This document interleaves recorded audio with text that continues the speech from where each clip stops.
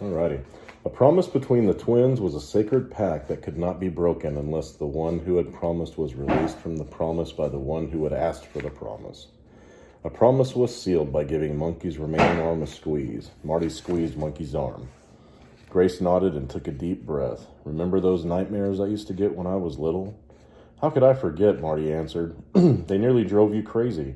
Don't tell me they're back. They're back. Marty shuddered. No wonder she looked so tense outside the weasel's door. The nightmares bothered her from the time she was 2.5 years old until she was 6. When Grace was a little girl, 2 or 3 times a week she would wake up screaming. And when she had calmed down enough to speak, she had virtually no recollection of what she was dreaming about. I thought you'd outgrown all that, Marty said. The nightmares had stopped after the twins arrived at the boarding school. I did too, Grace shook her head, but they're back. Do you remember anything, Marty said. No, but there's something very familiar about all this. Deja vu, as if I'd been going through all this before. Well, I haven't, Marty said, feeling as if ants were crawling on his back. Grace sometimes had this effect on him. She opened one of the newspapers and spread it out on the desk. Have you seen this article? He looked down at the newspaper. Accompanying the long article describing the accident was a dramatic color photograph of the twins' father, Timothy O'Hara. The photo had been taken by their mother, and the caption below it read, Sylvia O'Hara's final photograph. Mother's last kiss, he whispered, staring at his father's handsome face, trying to hold back the tears. Their mother believed that taking a photograph was like giving someone a kiss. She had told them if there was no affection as the shutter released, the photo was not worth taking. She must have taken this on Mount Everest, Marty commented. Their parents had reached the summit just before they flew off to South America to write an article about the rainforest.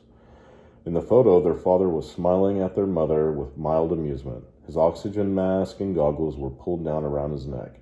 His face was windburned and slightly paler around his gray eyes where the goggles had been. It was a bright day, the kind of day their mother loved because it gave her photo something she called depth of field, meaning the background was as sharply focused as the foreground. Their mother was standing next to him, which meant she had put the camera on a tripod and set the shutter to release on its own. Her curly blonde hair spilled over the collar of her down parka. Her right hand was bare. You can't manipulate a camera with mittens. A light meter hung around her neck. Marty stared at the photograph so he didn't have to watch Grace cry. A lump the size of a chicken egg lodged in his throat. Do you think Mom got our Mother's Day card? The twins had sent the handmade card to her 2 weeks early, hoping it would get to her in time. I hope so, Grace said, reaching over and taking his hand. With his free hand, Marty picked up a used tissue from the table. Sylvia and Timothy O'Hara were one of the most famous photojournalist teams in the world. Together, they had climbed the highest mountains, probed the deepest caves, and rafted the wildest rivers.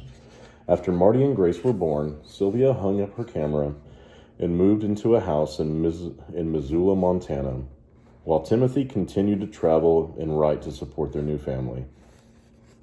He was gone more than he was home, and he missed many of the twins' early accomplishments. At age 3, Marty could run faster than his athletic mother.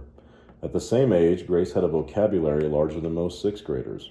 At 4, Marty could unlock the back door and start the car. Fortunately, his legs were too short to reach the accelerator pedal. At the same age, Grace could add a long column of figures in her head and pick a lock as fast as a professional burglar. At 5, Marty sculpted a statue of their neighbor's aggressive dog out of mud that looked so real that his mother called the pound to have it picked up. At the same age, Grace began to learn French, decided she wanted to become a doctor, and started writing the first of many diaries using blank moleskin journals from Italy.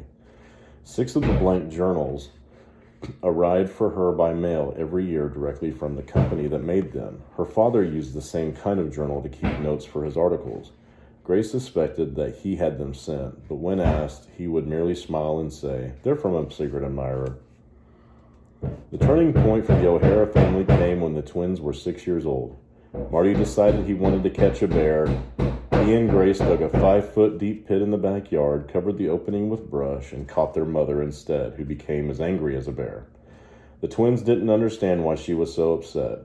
It's not like they had used the sharpened stakes in the bottom of the pit, which the instructions had called for. Marty wanted the bear to be alive, after all, for show and tell at school. And that's 5.